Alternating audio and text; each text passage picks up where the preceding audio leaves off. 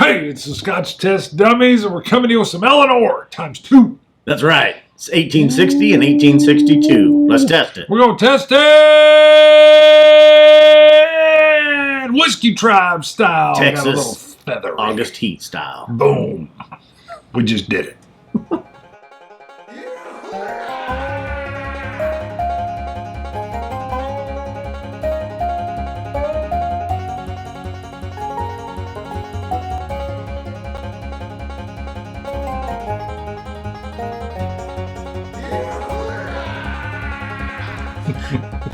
All right, we're in. All right, these look almost like identical bottles, but we know that this is the ELEANOR 1860. This is the 1862. But there's actually 4 bottles. Back up just a little bit. So this past weekend was the grand opening of the Crowded Barrel Distillery at the Wizard Academy in Austin, Texas. By the Whiskey Vault / Whiskey Tribe. Daniel and Rex, the Somme and the Mooch. The Somme and the Mooch. Somme. I always want to say Somme. Now they did, so sourced MGP liquid. They're upfront about it. They tell you. It's all over it. 37 months old. Right. 6 of those months. Very well. Extra aged in the Texas heat. In the Texas heat. We will talk about the Texas heat in a bit. We actually have quite a bit to talk about. So what we're going to do, kind of a departure, hit the whiskey first, give you guys a review. Those that are tuning in, you want to know, is this whiskey any good? I like the way you're talking. What's with the ELEANOR? And then we're going to talk about the weekend and what all happened in Austin. Right. That way, if you just want to see the whiskey and you don't want to see us blather on, you don't have to see the blather. That's right. If you want to see the blather, stay tuned. Pull up a chair. After the review. Pull up a chair. Basically, they did 4 different mash bills, 4 different whiskeys. Right. The 1856, 1858, 1860, and 1862. We're hitting my 60. So this is the 60. This is the 62. They were out when we were down there. They were out of the 56 and the 58. So we couldn't. And of course, you're only allowed 2 bottles to purchase anyway. Right. So we got the 60 and the 62. These are both labeled bourbon whiskey. Yes. This one was, I remember the 1858 was pushed that it had more of an allspice type character to it. This one more rounded bourbon-esque, I believe. And the 62 had more of a nutty flavor to it. So, well, I'm just saying that's what they even there. Because which one should I buy? We drank some of this there. Yeah. So this isn't the first time at it, as you can tell. Now, did you go 1860 and 1862? You betcha. Okay. You betcha. 542. 543. Cask 4. Brand new. Side note, and then I know we're doing whiskey, but I had a Whiskey Tribe member come up and say they'd ordered a coin and they love the touch of the notes that come with it. Notes aren't guaranteed. But they're often there. Well, we've been doing the pre-order, so when we did the pre-order, since we couldn't use them and we've sold 180 coins. Right. We can't use all those in shows, so instead we included a picture signed by us with the coin. You can still get that for now if you want a picture. But no, he said, I love the notes. I'm like, no, you're not guaranteed a note. When you get a note, a lot of people get them. They're not guaranteed. So if you order a coin, you'll probably get a note. The note indicates which episode the coin was used in. And you say cool little fun things. Like, hello, dummy. All right. And these are also 57.3% on. Now, this is, 57.3 on the 1860. Like 57.17 it was just a little bit lower. 57.15 on 1862. They got little stories on the back and everything. Are you starting with 1860? I am. Ooh. Now, I will tell you, this was my favorite, and I got to try the other ones that they didn't even have the bottles of. They had some samples. I did get to try those. I really liked the 1860, but I got one of each. Now, see, I didn't even, since they were out of the 56 and the 58, they do have those there for you to sample. I didn't want to sample them because I didn't want to know what I missed out on. So I was like, ooh, this one's unbelievable. No. Actually, out of the 4 I sampled, I like the 1860. Sweeter. Caramels. Touch of butterscotch. I got there, it's like a Werther's hard caramel candy. Mm-hmm. Because you're getting the combination of the caramel and the butterscotch. Also on the finish, long trailing caramel, like the caramel wraps that you put around the apples. Meaning that we don't dip the apples in the real caramel, we use the wrap and then heat them up in the oven. But it's like those little wraps is what it reminds me of. I think you went right into the palate. I'll give you a little bit of the nose. Well, the nose, the nose is really full for a 37-month-old whiskey. Full. What do you mean? Because see, I don't get a lot on the nose. I'm getting quite a bit here on this one. Great, just great bourbon notes and a little bit of a sweet rye. Yes, I get a rye. Well, I get like a rye malt dough. Cinnamon like and caramel. Like a doughy bread rising. But it's not super strong. I've had some, I know it's bourbon, but the rye note I get, I'm used to it being in a rye that's just powerful, and it's more subtle. The nice thing on the nose, though, it doesn't foretell that the ABV is going to be so high. For whatever reason, it's not burning my nose. When for 57%, it doesn't. So, not much difference on the nose, just going to the 1862 batch. Maybe a little bit more dusty wood type to it, but I just wanted to go side by side with them there. Mm.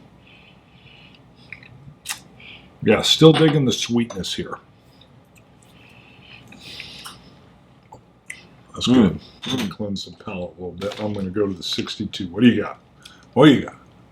Wow. That 6 months of aging in the Texas heat just really bolsters this. It's like I like bolster. It's like a turbo boost on your car. At 6 months. It's like your car zooming and then you turbo floor boost. it and you got to kick it into the Mad Max gear. where you see that big old belt and it winds up. Yep. It's like that. Now, one thing we barely mentioned it. We bought these out of pocket. These weren't given to us. Nope. So this is our hard-earned money. Yes. Going here. Yep. Goodness, it comes off frog in here. 1860 comes off much older than 37 months. Oh yeah. It really feels 6 to 8 years old. Right. I'm gonna say Texas. Sweet caramel. Melted caramel. I got a little bit of the nose burn there on the alcohol with the 62.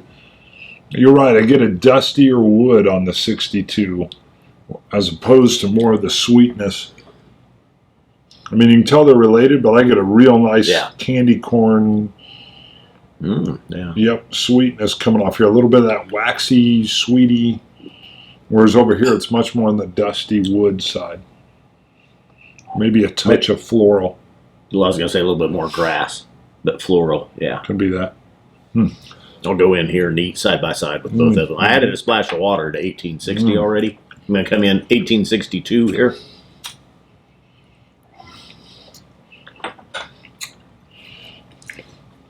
It's a little drier to me. It's like, feels a little more astringent. And I do get a bit of like a bitter almond, not in a bad way, but it's more of that nuttier flavor with a tinge more of the bitter over the sweet of the 60. Noah's Mill, which reminded me of. As you were saying, bitter nut. I remember the peanut butter on the Noah's Mill. A hint of that. Not real strong. Still very close. Not much of it to me. A little bit of mint, a little bit of clove. I do not get the mint. I can see the clove. I think they're like cousins. Really? Mint and clove? I don't know. Ugh, I hated clove. In the 80s, there were some of the kids were smoking the clove cigarettes. Remember how that was a thing? And I hated smelling those. You don't like smoke anyway, though. Right. That is true.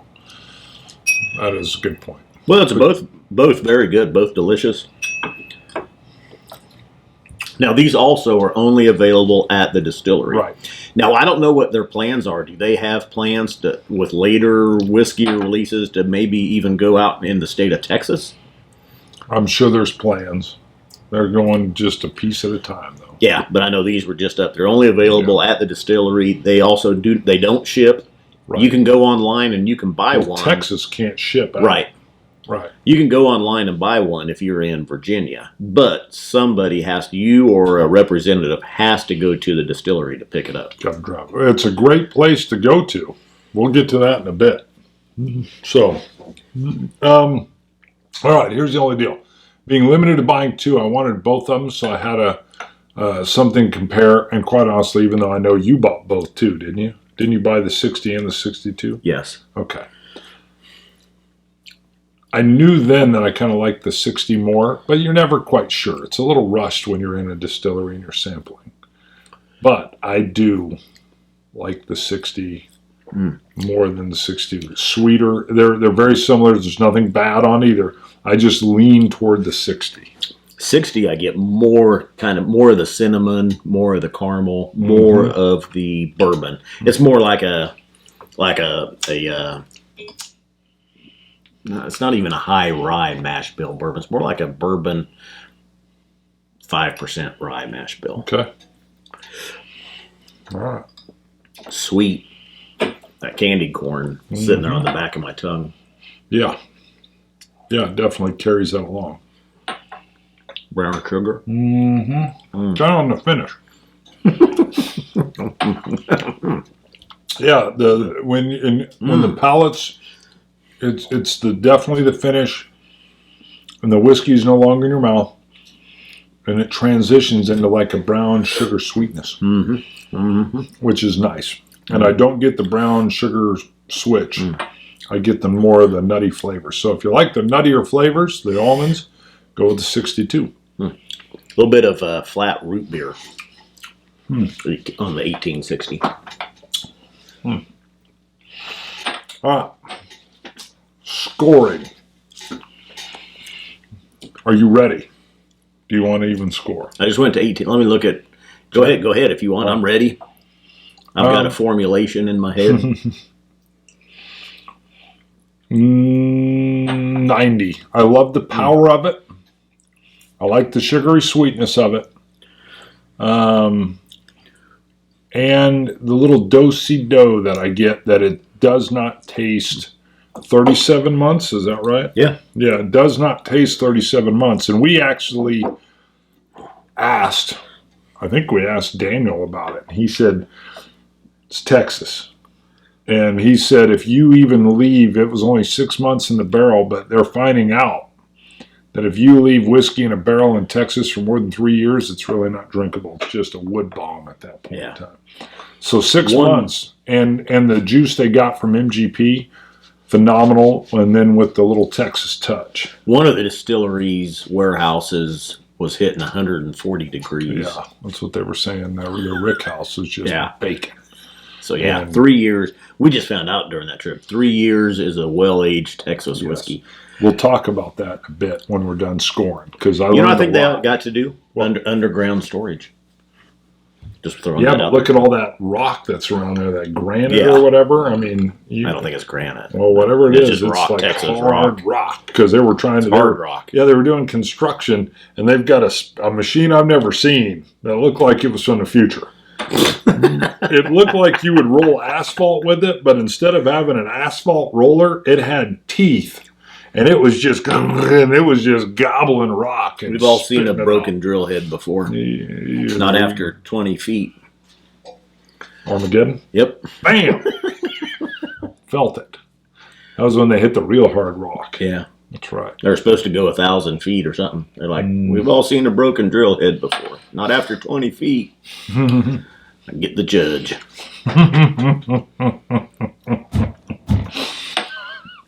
Still amazing that movie worked. I'm sorry, I didn't think. I don't know. I'm picking up that much difference between the two. Both very close. Oh, you got to get the bitter nut. I'm going 91 plus or minus 1 on both of them. Maybe a 92. They're so rich. They're so full. Yeah. Because see, I'm not as big a fan. And again, this is my palate. Not as big a fan of the bitter and the nut. I want to lean sweet when I'm going into the bourbon, and I will go for me, 85. Ooh. Yeah. What? Yeah. I'm not saying it's bad. No. Not Both saying very it's good. bad. And right there, as you were talking, I got some of that nut, bitter nut. Thank you for Back the here. finishing of the sentence. Yes. So I'm just On saying the 90 finish. and 85. No, that's very 85. You can't. There's not that much difference between the I two. think there is. I think the sweetness and the brown sugar finish, the caramels. You know I love the caramels anyway. Yeah. What do I put in my oatmeal? What did Grandpa teach me to put in the oatmeal? Old clumpy brown sugar. Yeah, when your brown sugar bag dries up, you got the little balls of brown sugar. Drop that in there.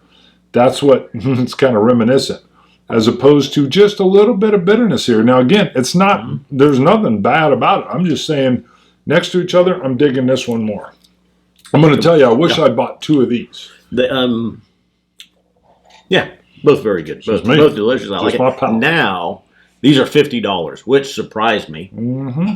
I think they could be charged. I was surprised they weren't charging more. Let's put it that way. Well, they did crowdsource it. I think they're the people that were there. Are they more than 50? No, it's 50 even for guests that come in. Yeah. Because they didn't know who we were when we went into the little distillery and bought our bottles. You know, another distillery with very similar shaped bottles and sourced MGP liquid would be charging $100. Are you talking I wasn't going to say nothing. Salt Lake? I wanted to point out something I like, though, on aesthetics. This has nothing to do with the juice. This has to do with the bottle choice. When we were out there in the Texas sun, I'm holding this, and it looks like there's dimpling in the bottle, but it's perfectly smooth, but it keeps catching the light, especially, I don't know if you can see it, but especially in the Texas sun. They can't see it. They probably can't. But I realized the dimplings must be on the inside of the glass, and it really makes the whiskey dance inside the bottle. Beautiful choice. I've seen that on the exterior, and you can feel it, but here it kind of is subtle, and it just really makes the whiskey move in the light as it goes through the liquid, and it makes it shimmer. Great bottle selection. And I'm not usually like over the top on bottles, but that was a nice subtle touch, and it really worked. Also, when we went into, I forget what the name, Fang and Feather is the name of their shop, the distillery.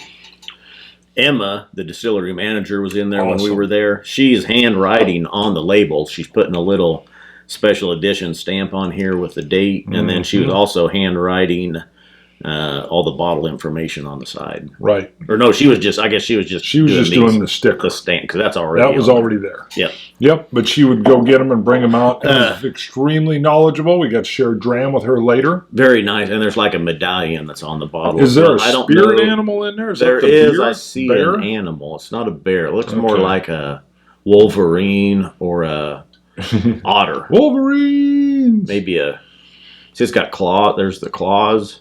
Where do you see it? Oh, that is the claw, isn't it? Coming up. But enough on that. I think it's worth it if you're anywhere near, or if you want to go online, buy a bottle, have somebody go pick it up for you. I don't think you'll be disappointed. There you go. So, that's a review. Let's talk about being there and present. Yeah. So, normally at the beginning of our reviews, we do a Scotch God shout out. Right. Usually it's a comment, someone that comments on a video, something we pull up. This week's Scotch God shout outs goes to the Whiskey Tribe. Whiskey Tribe. For welcoming not only us, but all the other YouTube reviewers. Right.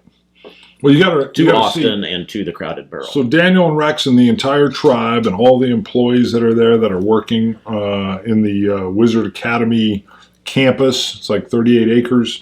Mm-hmm. Everybody was gracious and kind. And you got to think, and I know it crossed my mind, there's 500 fans coming. There are Texas distillers that are giving out samples for 5 hours or 6. I think they did 4 hours. You're right, 4 hours. They're giving out samples. You can go buy your own bottles and sample that. I'm sure some other people had their own bottles as well. So the whiskey is being poured. There's 500 people there. There's food trucks. And what? And it's 105 out. It's hot. Thank you for the charades. And the fans, the Whiskey Tribe was phenomenal. I'm not talking our fans, although we ran into a bunch of those too. I'm talking the Whiskey Tribe. Knowledgeable, courteous, friendly. When we went down there, I was hesitant about how we would be accepted just by other people there. Yeah, the Whiskey Vault has over 100,000. Know us, yeah. Has over 100,000 subscribers. Mm-hmm. You know but they only sold 500 tickets. So I'm thinking, how many of this 500 will know us? Right. You know what I was thinking? 50. Maybe. Yeah. I was thinking 50 people are going to be like, seeing the show. Not only that, and we also signed up early for a semi-secret Scotch tasting by Brad LeClaire. Oh, a Tribe demigod. So that means he supports him enough on Patreon. Right, that he's at some super demigod level. So, I mean, even from the tasting, though, how we were treated, everybody was glad to see us. Everybody wanted to talk. Everybody had questions. Come in, what whiskey do you want? Here's this awesome array of whiskeys. Well, I had a fan come up and say, hey, you can't see it. It's not on your list of checked off whiskeys, but they've got an Ardbeg back there. What? And he knows that I'm Bartbeg or Ardbart. Ardbart. And I'm like, hey, he literally takes me back there and says he wants, and I can't remember what it was. It's killing me now. I can't remember what it is. But he says he wants that Ardbeg. And they're like, really? And so I'm trying some Ardbeg, and they had Octomore 10. But, I mean, it was just, you're right, it was the socialness. Well, not only from that, though, but Daniel and Rex taking us out to eat. Mm-hmm. That was Friday night, Saturday, all day out at the distillery. The staff, the people that helped out at the opening got to hang around later for a little, just well, we didn't get to go tour informal session. Yeah, or the tower. We didn't get to tour the tower, so we got to go up and actually tour the tower because we're busy. Yeah, and they met around just the whiskey tubers, and then some of the Patreon upper echelons, you could say, of their Patreon supporters. I don't know. Or Brad LeClaire was there. Sure, sure. But we didn't get a chance to even see it because we're so busy. Yeah. And then we got to see the vault where they film. Yeah. And that was where I asked to try the Ardbeg 23. Yeah. And that was nice too. And then what is hold on, I had the green spot that I can never, it's like the... it was the Chateau Briand. Below. There's someone that speaks French or Canadians going, what the hell are they doing? Yeah, that was it. That was it. It was some kind of rolling, beautiful French. Chateau Brûlé. Chateau Levu. Baby. Come see. Baby. I like the baby. Yeah, it was perfect. So, but no, great time was had. If you're in Austin, check out the Crowded Barrel Distillery. One more note.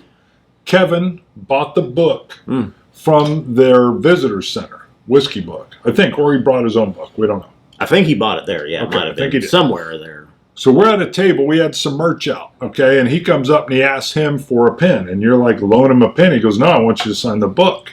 And you're like, what? No, he's like, hey, you got a pen? And I'm like, and I think I was engaged with something else, kind of. And I'm like, yeah, here's a pen. And I'm thinking he's going to take it and do something. I'm hoping he'll bring it back. Right. But then he's like, will you sign my book? And you're like, you want me to sign your book? Mm-hmm. He's like, yeah. Would you sign it? Yeah. Sure. So I didn't know quite what was going on over there. So open up the cover, right? You got page 1, page 2. The top part of page 2, I sign it. Scott, STDs. Thanks, Kevin. STDs.